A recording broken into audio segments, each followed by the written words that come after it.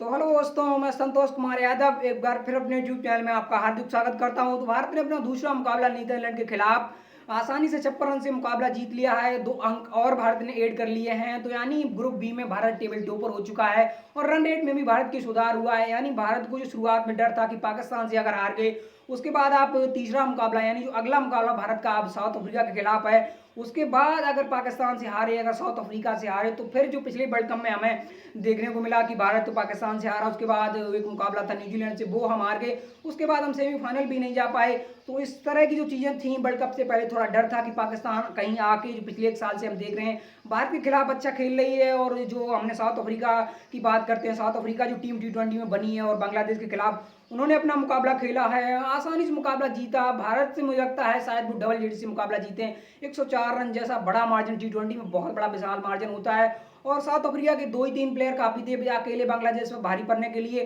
Top order में de Kock की जो इनिंग हमने देखी जिम्बाब्वे के खिलाफ, शायद वो निराश होंगे इस तरह की इनिंग खेल के टीम को चीज नहीं जीता पाए। रायले रूशे आई, इनकी पहले बैटिंग नहीं आई थी और इंडिया के लास्टमैन आए थे अभी T20 में, हमने देखा रायले रूशे, जिन्होंने 2 मुकाबलों में जरूर थोड़ी स्ट्रगल दिखाई थी और आखिरी T20 मुकाबलों में अपना पहला 100 जमाया। उसके बाद हमने देखा कि जस्ट आए वो आखिरी T20 मुकाबला हमने हमें देखा जो आज बांग्लादेश के खिलाफ उन्होंने अपना सेकेंड T20 100 जमाया। और जिस तरह से उन्होंने पारी खेली है, एक थ्रेडेबल पारी आई, क्लीन इनिंग आई, जिस तरह विराट कोहली पारियां खेलते हैं। विराट कोहली शायद एक एंकरिंग पेल से शुरुआत होती है, उसके बाद वो आगे कैरी करते हैं, लेकिन इस बंदे में वो एबिलिटी है, शुरुआत से पहली गेंद से बाउंड्रियां हेड करना जानता है। और बांग्लादेश के खिलाफ 3 ही प्लेयर, डिकॉक हो या फिर हम बात करें नोकिया जो इंडिया आए थे T20 हो या फिर ओडीआई फिगर में हमने देखे थोड़े निराशाजनक फिगर रहे थे, विकेटें नहीं ले पाए थे, तो थोड़ा अपने आप को शायद थोड़ा अनलकी महसूस कर रहे थे। जिम्बाब्वे के खिलाफ हमने देखा था जब 9 ओवर की गेम में आपने देखा होगा कि जब बतौर शायद नई गेंद के साथ बतौर कप्तान तमगा बउआ उनकी तरफ नहीं गए, रबादा से गेंदबाजी कराई, महाराज से गेंदबाजी करवाई, क्योंकि वो कॉन्फिडेंस नहीं था इनके ऊपर, तो उनको 4 विकेटें मिल गई और 2.9 की इकॉनमी है, शायद उनका कॉन्फिडेंस यहाँ से बूस्ट होगा। लेकिन भारत मुकाबला जीती है, आसानी से मुकाबला जीती है। और मुकाबला जीतने के क्या प्लस पॉइंट है, देखिए सबसे पहली बात है कि आपने 2 अंक ले लिए, थोड़ा रन रेट में सुधार कर लिया और नीदरलैंड के साथ आप उम्मीद करते हैं कि मुकाबला तो आप वैसे भी जीत रहे थे, लेकिन आपने अपनी टीम को यानी एजे ओपनर जो रोहित शर्मा की हमने देखा है कि प्रेशर मुकाबला, और खासकर रोहित का हमने देखा है, रोहित की बात हम बात करें के राहुल की, राहुल का हमने देखा कि पाकिस्तान के खिलाफ जो उनके लास्ट 2 मुकाबले हैं, सेम गेंदबाज, सेम पैटर्न, सेम मिस्टेक के साथ वो गलतियां कर रहे हैं। और फिर हमने एक बार फिर देखा शायद अपने आप को शुरुआत में वो लय नहीं दे पा रहे हैं, जहां बतौर ओपनर या T20 में आपको स्टार्ट चाहिए होता है। शायद इंडिया को वो स्टार्ट नहीं मिला है दोनों मुकाबलों में, बतौर ओपनर दोनों ओपनर अच्छा स्टार्ट नहीं दे पाए हैं। रोहित के बारे में मेरा मानना कहना 50 जरूर जमा के गए हैं, 135 की स्ट्राइक रेट पर 50 प्लस रन बना के गए हैं, लेकिन जब तक वो क्रीज पर रहे 2-3 उनके चांस, मुझे लगता है 2 प्रॉपर कैच के चांस थे जो न्यूजीलैंड के फील्डर विकेट में तब्दील नहीं कर पाए। और वही बात होती है कि एंड ऑफ दैट लोग भूल जाएंगे कल को ये कि आपके 2 कैच ड्रॉप हुए थे, उसके बाद आपने 50 जमाई थी। लेकिन शायद रोहित, मुझे लगता है शायद प्रेशर बतौर कप्तान सही से हैंडल नहीं कर पा रहे हैं। और शायद जो हमने देखते हैं बायलेटरल सीरीज में जिस तरह उनकी शुरुआत मिलती है, थोड़े मुझे लगता है कंफर्टेबल दिखते हैं यहाँ, थोड़े अपने आप को प्रेशर में मुझे लगता है ऑन पुट करते हैं। नंबर 3 पे विराट की जो बात करते हैं, विराट ने पाकिस्तान के खिलाफ, उसके बाद एशिया कप में हमने लास्ट मंथ देखा था T20 में पहला 100 जमाया। लोग एक्सपेक्टेड नहीं करते हैं कि विराट T20 में आएंगे 100 लगाएंगे। और T20 क्या या अदर ऑल फॉर्मेट में बात करें, विराट की वो फॉर्म दोबारा देखने को दुनिया तरसेगी, तरसे नहीं, दुनिया को उन्होंने तरसा दिया। तरसने के बाद दुनिया अब झूम रही उनके ऊपर। 62 रन उन्होंने नॉट आउट बनाए हैं और आखिरी समय तक वो खड़े रहे, नॉट आउट रहे हैं। और मुझे लगता है आने वाले समय में हम देख सकते हैं, रेड बॉल हो या फिर हम ओडीआई फिगर की बात करते हैं, मुझे लगता है अब सेंचुरी की लाइन लगने वाली इनके बैट से। जिस हिसाब से पहले क्या होता था, हमने देखा लास्ट हमने 3 साल में देखा, बीच में एक ऐसा पीरियड आया स्पिनर के खिलाफ हो या फिर तेज गेंदबाजों के खिलाफ, खासकर लेफ्ट आर्म सीमर की तरफ जो बाहर जाती गेंद पर जिस तरह वो स्ट्रगल करते हैं, तो हमने उनकी प्रॉब्लम देखी है। और उस हिसाब से देखें जो लास्ट अभी 2 मुकाबले उन्होंने इंडिया के खेले, स्पिनर हो, लेफ्ट आर्म स्पिनर हो, राइट आर्म स्पिनर हो, फिंगर स्पिनर हो, कोई प्रॉब्लम दिख नहीं रही है, बिल्कुल साधारण से अगर कोई अच्छी गेंद है उसको ढील रहे हैं। अगर आप देखें जिस गेंद को शायद उन्हें सिंगल डबल की बात करते हैं, उस हिसाब से सिंगल डबल ले रहे हैं, जहां बाउंड्री की जरूरत है अपने आप को उन्हें पता है कहाँ हमें किस क्या काम करना है, तो सबसे बहुत अच्छा कर रहे हैं। अब सूर्या की बात करें, सूर्या अब ऑस्ट्रेलिया गए थे, कई लोगों का मानना था कि सूर्या यार टी20 जरूर खेलें, टी20 में अच्छा करा, भारत के लिए एक्स फैक्टर हो सकते हैं, लेकिन ऑस्ट्रेलिया में ज़्यादा तजुर्बा नहीं है। और थोड़ी बहुत प्रैक्टिस मुकाबलों में जो 50 आई, 50 के बाद हमने प्रैक्टिस मुकाबले में एक उनकी ऑस्ट्रेलिया के खिलाफ बैटिंग देखी। अब पहले मुकाबले में वहाँ भी स्टार्ट अच्छा मिल गया था, 9 में 15 आते 10 पे आउट हो गए। और आज के मुकाबले में आप एक समय फंसे थे आपके टॉप ऑर्डर से, भले हमने माना कि रोहित बना के रहे, इनकी एंड ऑफ दैट ये पाएंगे कि रोहित 50 जरूर जमा के गए हैं, लेकिन विराट अच्छा खेल रहे थे, लेकिन वो स्ट्राइक रेट से बैटिंग दोनों बल्लेबाज नहीं कर पा रहे थे। अब सूर्या आए, अब विराट का तो काम ही है उस पेस पे बैटिंग करना। और सूर्या की बात करते हैं कि सूर्या हमने फिर बताया, आप 180 टारगेट सामने वाली टीम को दे पाए हैं, और इस लड़के ने फिर एक बार आके वही बात होते हैं सफल करके हल्का सा ओप स्टम्प पर वो एक क्रॉस आना, एक क्रॉस के बाद हल्की सी अगर आप देखें लेफ्ट अपनी टांग यानी हल्की सी मूव करते हैं, मूव के बाद जिस तरह फाइन लेग या थर्ड मैन या स्क्वायर लेग पर जिस तरह सिक्स हिट करते हैं, तो हमने लास्ट बॉल पर उनका एक लाजवाब सिक्स देखा है। और कई गेंदों पर शायद थोड़े कंफर्टेबल नहीं दिखे हैं, जो उनका एक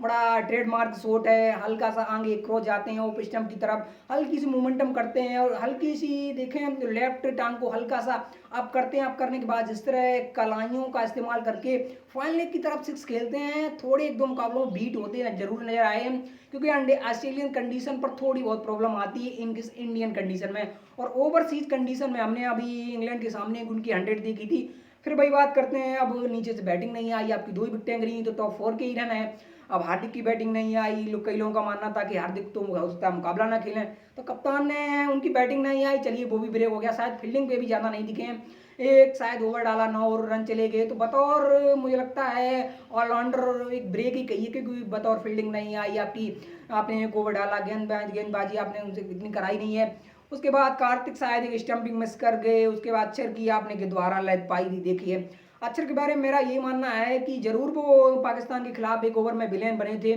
20-21 रन पड़ गए, लेकिन यहाँ उन्होंने 2 ओवरों में 2 विकेटें और उसके बाद एक अच्छा कैच हमने देखा जो उन्होंने लिया। तो आई थिंक मेरे हिसाब से बैटिंग जरूर नहीं आई, लेकिन गेंदबाजी में वो समस्या जो पहले मुकाबले में पाकिस्तान के खिलाफ एक ही ओवर में मतलब मुकाबला पाकिस्तान की तरफ जो जाता दिखा, उसके बाद मोहम्मद शमी जरूर हमें विकेट निकाल के दी, उन्हीं की विकेट निकाल के दी। नीचे से फिर देखें वही बात होती है कि गेंदबाजी आपकी अच्छी है, भुवनेश्वर बड़ी लय गेंदबाजी कर रहे हैं, और टी20 में 2 ओपनिंग स्पेल यानी 2 लगातार ओवर मिडिल निकालने वाले इंडिया के वो चौथे गेंदबाज बन चुके हैं। और क्या उन्होंने लाजवाब ओवर डाले, अर्शदीप पहले ओवर में 10-11 रन आ गए, और आखिरी ओवर में जो लगातार 3 बाउंड्री आ गई, थोड़ी महंगी जरूर रही लेकिन एक सफलता उनको मिल गई। भुवनेश्वर को 2 विकेटें मिल गई, और जो हम बात करते हैं अक्षर को 2 विकेटें मिली, अश्विनी को 2 पिछले मुकाबले में विकेटें जरूर नहीं मिली थी, लोग कह रहे हैं कि शायद नहीं चहल विकेट टेकर ऑप्शन है, आप उनको प्लेइंग में उतार सकते हैं जैसा कि कई लोगों ने मानना है, लेकिन उनको आज 2 विकेटें मिल चुकी हैं, शायद अब उनकी जगह 1-2 मुकाबलों के लिए और पक्की हो चुकी है। और मुझे लगता है 1-2 मुकाबले अगर वो खेल गए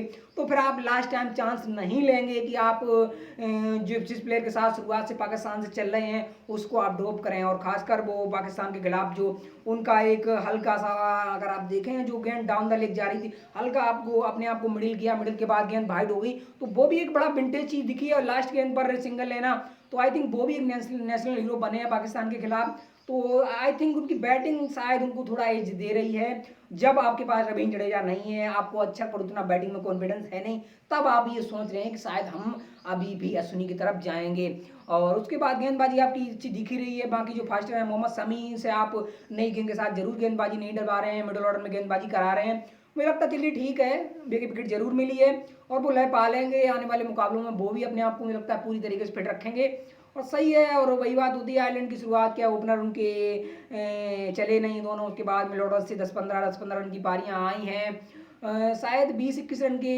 एक स्कोरर हैं जो उनके हाईएस्ट स्कोरर रहे हैं, तो उन्होंने किसी भी प्लेयर ने 50 जरूर नहीं जमाई, मुझे लगता है उनकी भी एक थोड़ी कह सकते हैं, क्योंकि उन्होंने जो क्वालिफाई करी है नीदरलैंड जो टी20 वर्ल्ड कप में आई है, उन्होंने बैटिंग से वो परफॉर्मेंस जरूर नहीं दी है, गेंदबाजी उनकी साथ देती रही, और इसका कारण ये हुआ कि सामने वाली टीम को वो ऑन एन एवरेज 120-125 पर रोकते रहे, और जिस तरह की बल्लेबाजी है नीदरलैंड के पास, और आखिरी ओवर में जाके इन्होंने दोनों मुकाबले जीत लिए, 4 अंक अर्जित कर लिए, रन रेट थोड़ा बेटर था, तो वहाँ से क्वालिफाई करके, और क्वालिफाई करने के बाद अब पहला मुकाबला अब आप देखें आए जीते हारे इनके जैसा भी कहिए फिर वही बात होती है, इंडिया बड़ी टीम है, लेकिन इंडिया को शुरुआत के 10वें ओवर तक मानना पड़ेगा। जो विराट और सूर्या के बीच पार्टनरशिप हुई थी उसमें ऐसा लग नहीं रहा था कि जो विराट रन इतने कैरी कर जाएंगे, सूर्या आएंगे। सूर्या ने बड़े मुकाबलों में रन नहीं बनाए हैं। अब वही बात होती है, न्यूजीलैंड कमजोर टीम है तो आपने रन बना दिए हैं। कई लोगों का मानना है कि सूर्या पाकिस्तान के खिलाफ तो रन बनाते नहीं है, और मेरा मानना है उनको 3 ही तो मुकाबले अपने पाकिस्तान के खिलाफ कराए। पिछले वर्ल्ड कप में भी उन्होंने आए 6 मारा, आपकी टॉप ऑर्डर की विकेटें गिर गई। यहाँ भी वही बात होती है, यहाँ अपने आप को स्कोर को अच्छा कैरी किया लेकिन ऑफली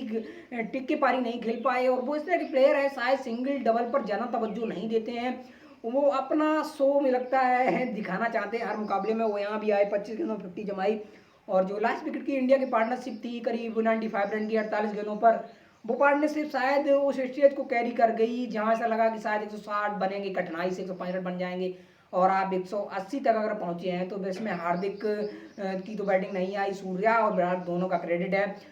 ओपनर हमारे अभी भी निराश हमें कर रहे हैं, जरूर रोहित के रन है लेकिन उस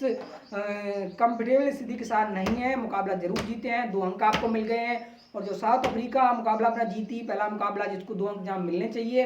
बारिश की वजह से थोड़े निराश होंगे। और कल जो मुकाबला हुआ था न्यूजीलैंड का मुकाबला अफगानिस्तान के साथ था, तो वहाँ बारिश की वजह से मुकाबला नहीं हो पाया, और वहाँ हमने देखा एक एक अंक दोनों टीमों को मिल गया। तो अफगानिस्तान के खाते में भी 1 अंक बिना मैच खेले ऐड हो चुका है, जो कि जिम्बाब्वे के थोड़े लकी फैक्टर रहे हैं, जिनका दूसरा मुकाबला पाकिस्तान के खिलाफ मुझे लगता है इस वक्त चल रहा है। और जो चल रहा है मुकाबले में जिम्बाब्वे ने पहले बैटिंग का फैसला किया, और साउथ अफ्रीका के खिलाफ भी शायद इन्होंने बैटिंग का ही फैसला किया। आई थिंक थोड़ी सरप्राइजिंग पिकिंग जरूर है,